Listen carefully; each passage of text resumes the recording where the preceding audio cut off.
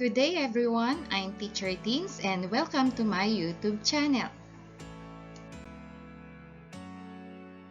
In this video, we will discuss about the process on how to solve problems involving law of sines and cosines including bearings.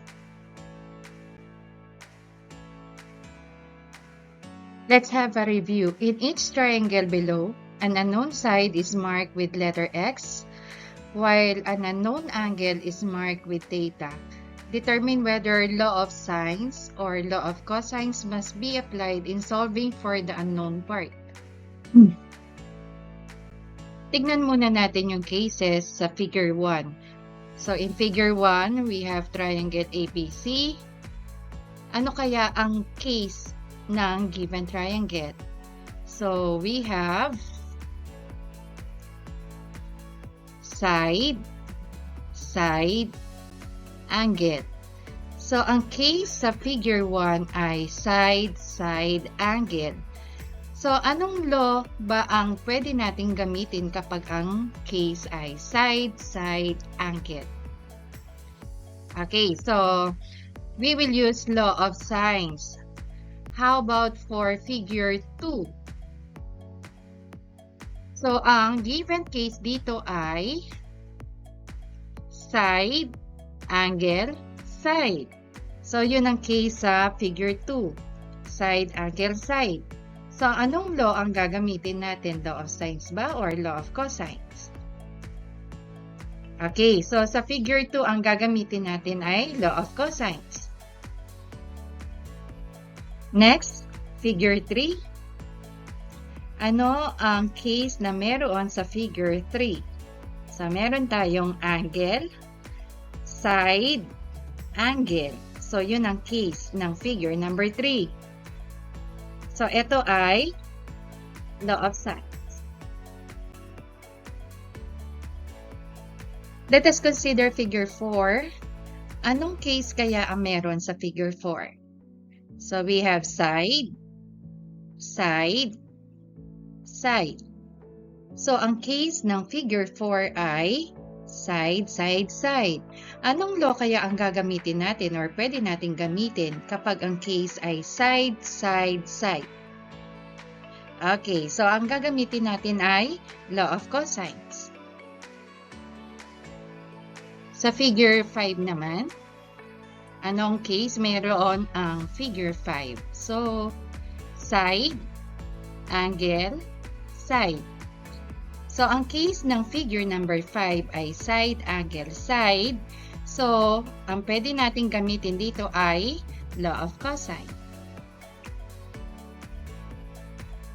Sa figure 6 naman, ang case na meron sa figure 6 ay side, angle, angle.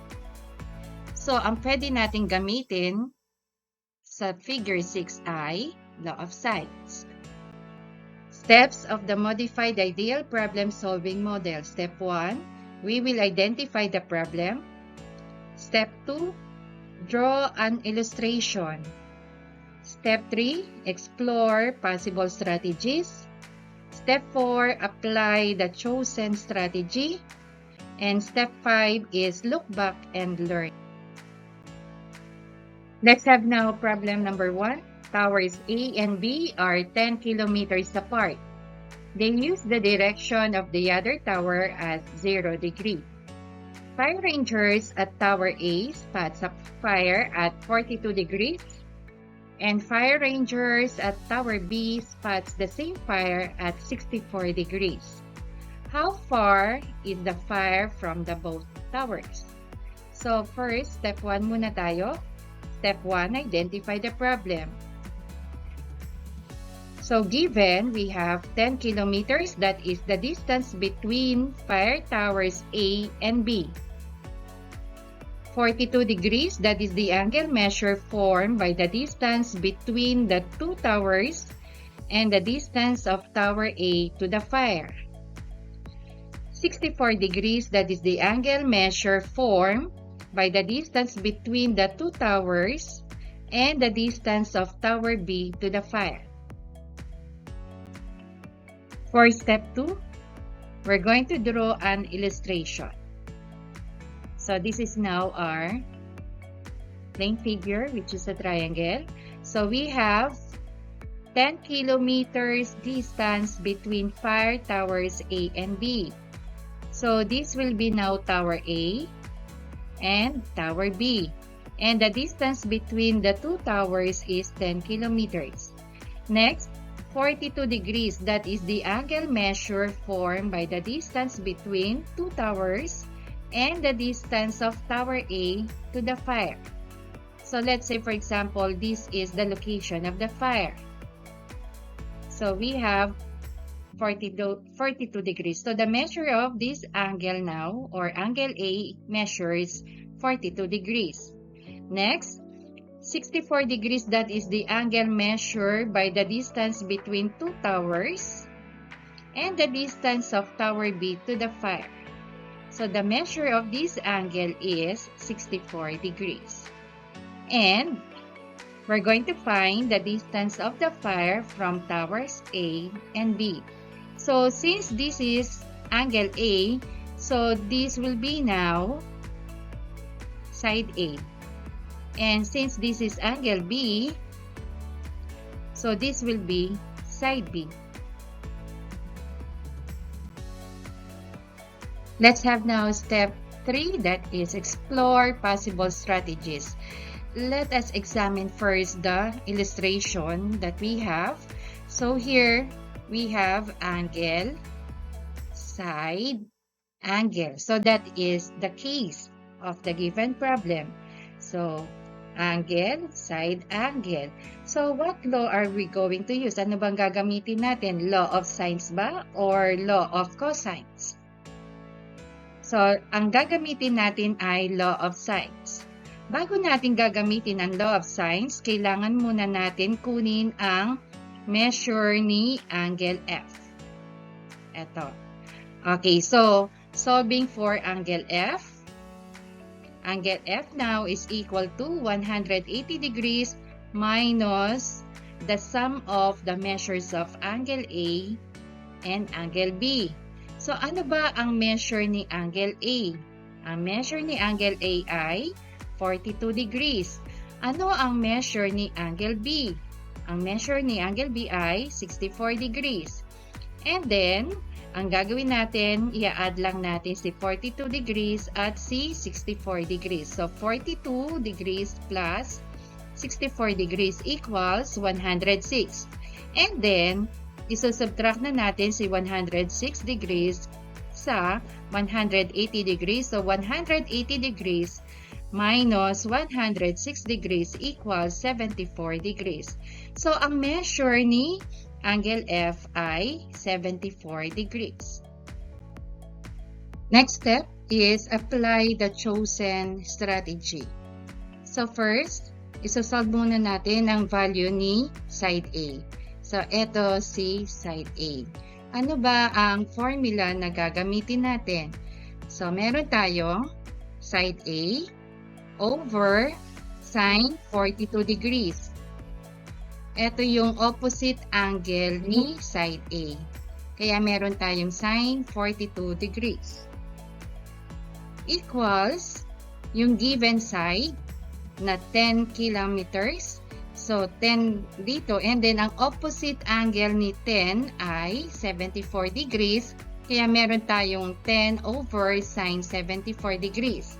And then simplify.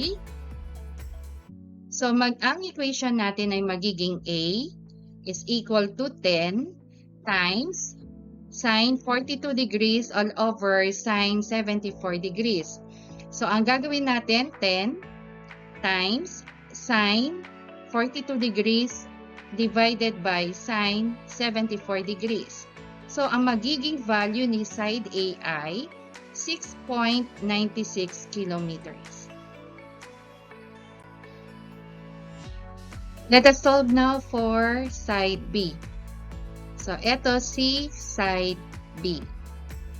So, ang formula na gagamitin natin ay side B over sine 64 degrees. Ito si side B at ang opposite angle niya ay 64 degrees. Kaya meron tayong sine 64 degrees equals 10, yun ang given side, over sine 74 degrees, yun yung opposite angle niya.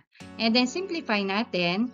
So, side B is equal to 10 times 64 degrees all over sine 74 degrees. So, imumultiply lang natin 10 times sine 64 degrees divided by sine 74 degrees. Kaya ang magiging length ni side B ay 9.35 kilometers. Suppose the fire trucks from each station will run at 40 kilometers per hour. How long would it take for the fire rangers from the nearer station to respond? So, solving for the time t that it will take for the nearer fire rangers to respond. So, dito, anong tower ba ang mas malapit sa point F, do sa fire? So, si point B or tower B, ang layo niya sa fire ay 6.96 kilometers. Ang layo naman ni tower A sa fire ay 9.35 kilometers. So, ibig sabihin, mas malapit si tower B sa fire. So, ganito yung magiging formula natin. T is equal to D over R. So, T, that is the time, D is the distance, and R, that is the rate. So, since ang distance ni tower B sa fire ay 6.96 kilometer, so meron tayong ganito, and then ang binigay na rate ay 40 kilometers per hour. Kaya meron tayo dito 40 kilometers per hour.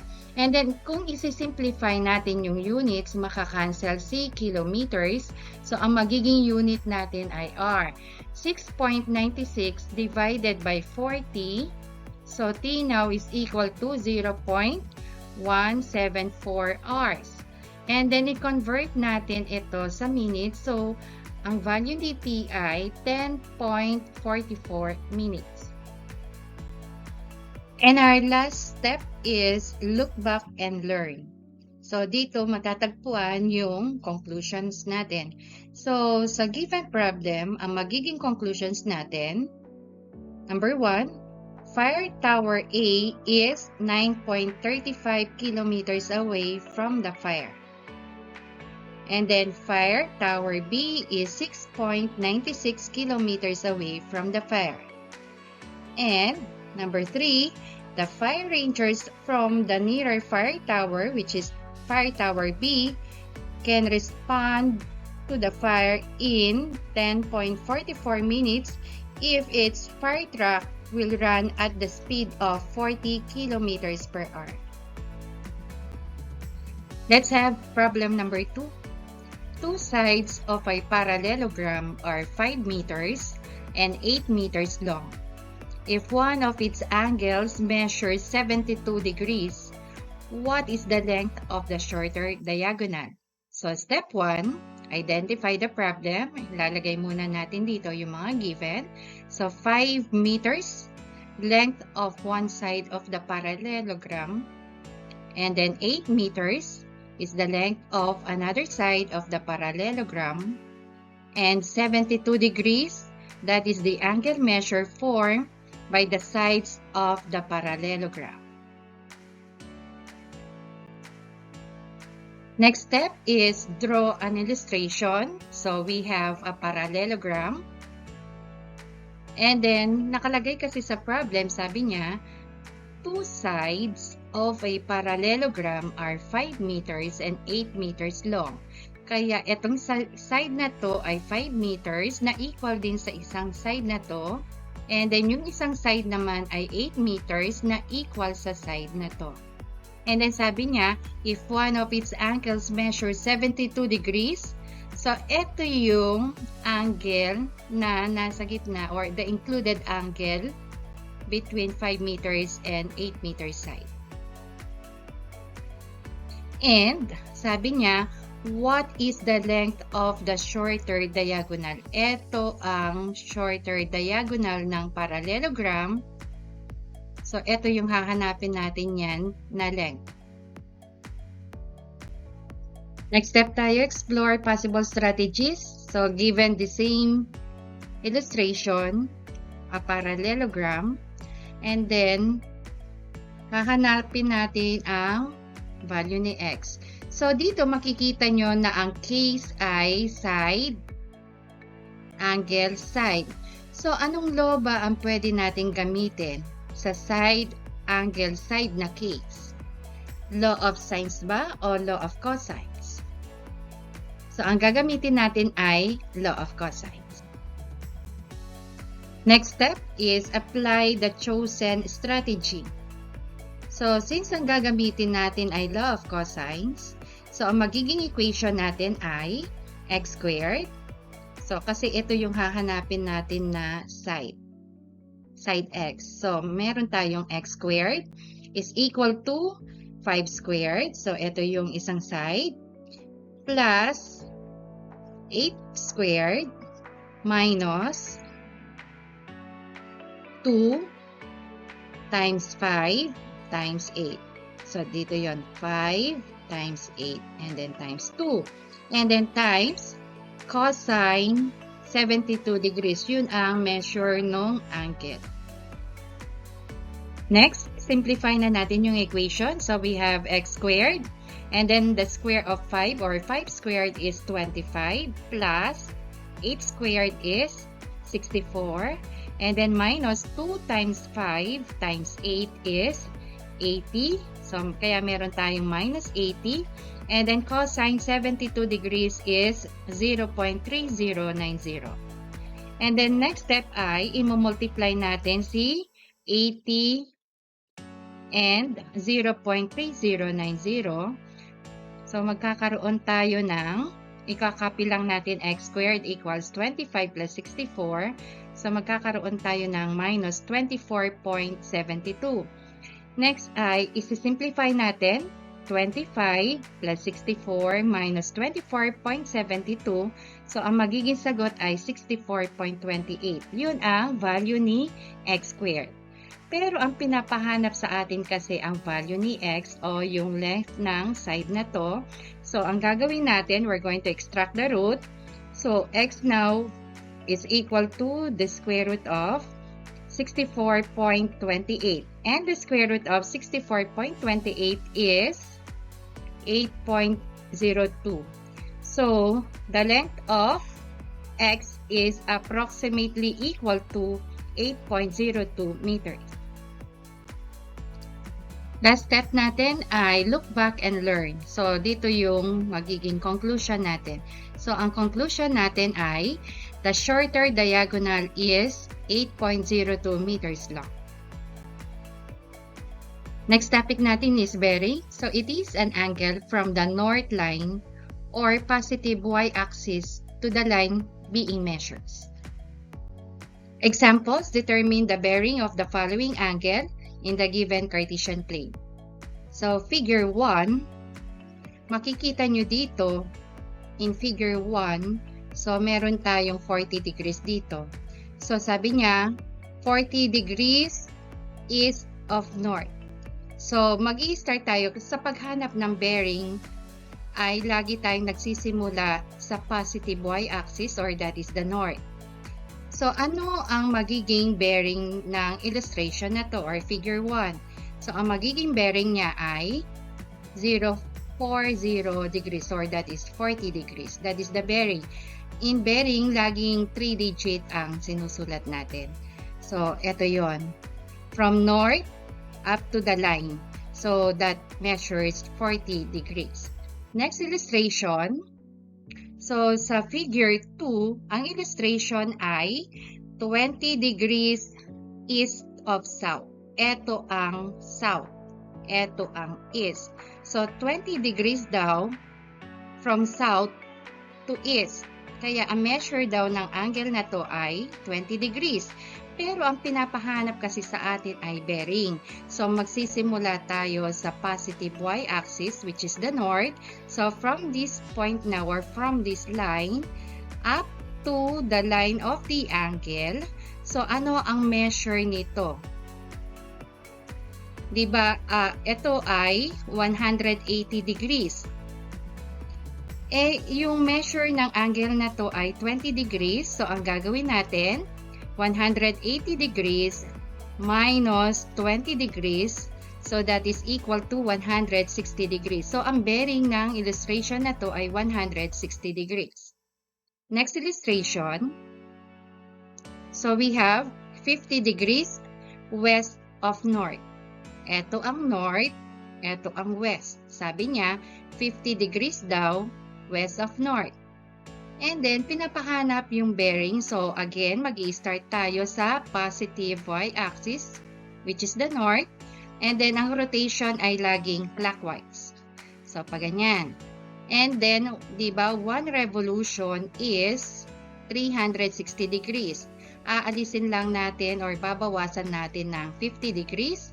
360 degrees minus 50 degrees. So, that is equal to 310 degrees. Yun ang magiging bearing ng illustration na to. Next examples, give the equivalent bearing for each given direction. So, let's say for example, ang direction ay 75 degrees east of north. 75 degrees east of north. Nasaan ba ang location ng 75 degrees east of north? So, ito ang north, ito ang east. Ang sabi niya, 75 degrees daw east of north. So, magiging ganyan ang illustration. So, ang measure ng angle na to ay 75 degrees. Sabi niya kasi east of north. And then, ano ba ang magiging bearing nito? So, ang magiging bearing niya ay same as the given in the direction. So, that is 0, 75 degrees or 75 degrees. That will be the bearing of the given illustration. And then, next, number 2, we have 30 degrees east of south. Ito ang south, ito ang east. So, mag-i-start tayo kay south papuntang east. 30 degrees daw. So, nasaan yung line? So, ito yon. From south papuntang east. So, ang measure ng angle na to ay 30 degrees. Ngayon, hahanapin natin yung bearing. Mag-i-start tayo sa positive y-axis or the north. Kukunin natin ang measure ng angle na to. So, di ba? Itong measure ng angle na to ay 180 degrees minus 30 degrees.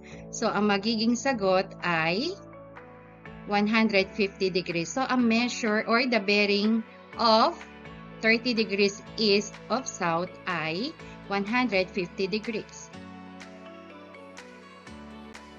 Next, number 3, 40 degrees west of south. Ito ang south, ito ang west. So, yung south daw papuntang west, 40 degrees. So, nandito yung line from south to west. So, ang measure ng angle na to ay 40 degrees. And then, kukunin natin yung bearing. Mag-i-start tayo sa north, papunta dun sa line. So, ito, ang measure nito ay 180 degrees. And mag-a-add tayo ng 40 degrees. So, ang magiging bearing ay 220 degrees. 180 degrees plus 40 degrees equals 220 degrees. A plane flies from point A to point B, a distance of 40 kilometers, on a bearing of 60 degrees. From point B, it flies to point C on a bearing of 140 degrees. From point C, the bearing of point A is 260 degrees. Find the distances AC and BC. So, using now this illustration, ito ang gagamitin nating illustration. Sabi niya, from point A to point B, ang layo daw ni point A sa point B ay 40 kilometers. And then, meron siya nakalagay dito na bearing of 60 degrees. Diba, sa bearing natin, lagi tayo nagsisimula sa positive y-axis or the north. So, simula dito hanggang dito sa line AB, ang measure ng angle na to ay 60 degrees.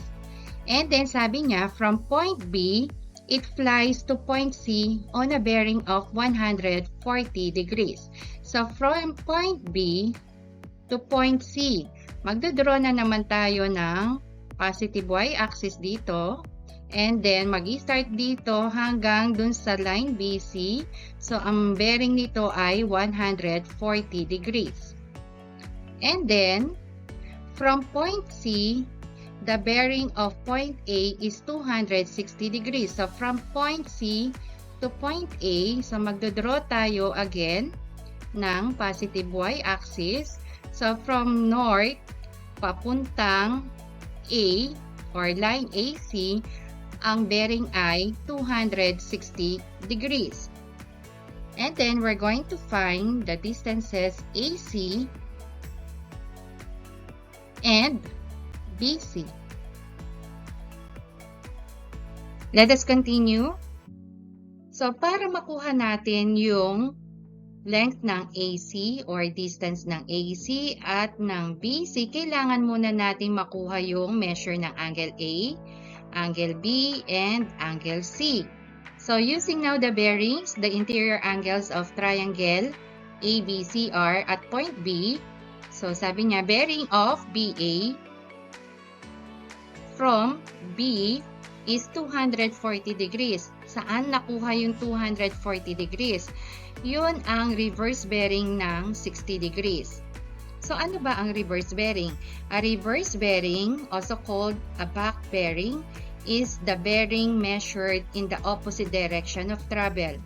If the original bearing is less than 180 degrees, add 180 degrees. If the original bearing is 180 degrees or greater, subtract 180 degrees. So, here, since 60 degrees is less than 180 degrees. So, mag-a-add tayo ng 180 degrees sa 60 degrees. So, from line BA, reverse, so pabaliktad ang gagawin natin kasi reverse bearing siya. So, from this line, hanggang dun sa north, yun ay 240 degrees. Kasi reverse bearing niya, 60 plus 180 ay 240. And then, ang bearing ni BC from B is 140 degrees.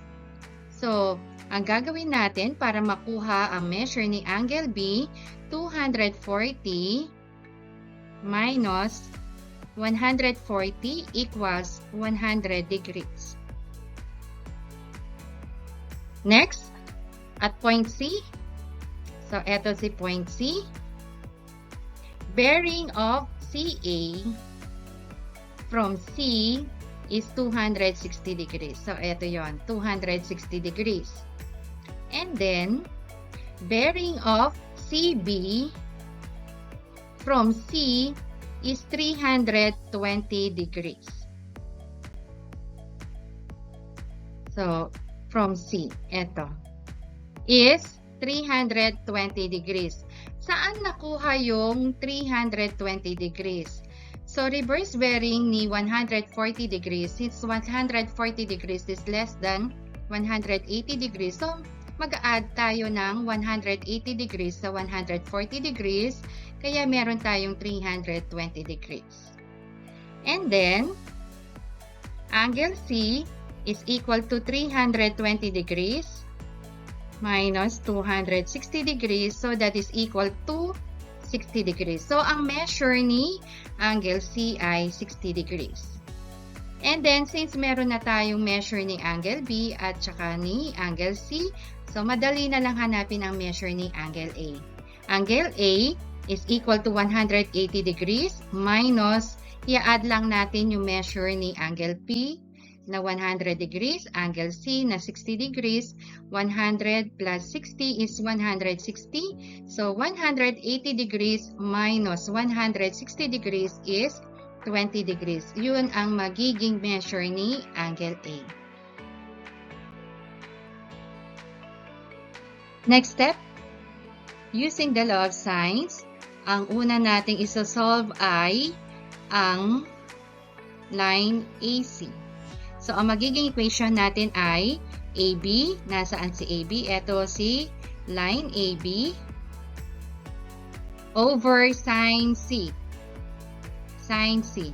And then AC over sine B. So, magsa-substitute lang tayo. Line AB is 40 degrees. And then sine C. So, si angle C ay 60 degrees, kaya meron tayong sine 60 degrees equals line AC. Ito yung kukunin natin or hahanapin na natin na distance over sine B. Ang angle B natin ay 100 degrees, kaya meron tayong sine 100 degrees. And then, simplify the equation. So, magkakaroon tayo ng line AC is equal to 40 times sine 100 degrees all over sine 60 degrees. So, ang gagawin natin, 40 times sine 100 degrees divided by sine 60 degrees. So, AC now is equal to 45.5 kilometers. Next, kukunin naman natin na distance ay si line BC. So, again, we have 40 over sine 60 degrees. So, ito yon, 40 over sine 60 degrees equals BC over sine, ito yung opposite angle ni side BC, which is 20 degrees. Kaya meron tayong sine 20 degrees. And then, simplify the equation.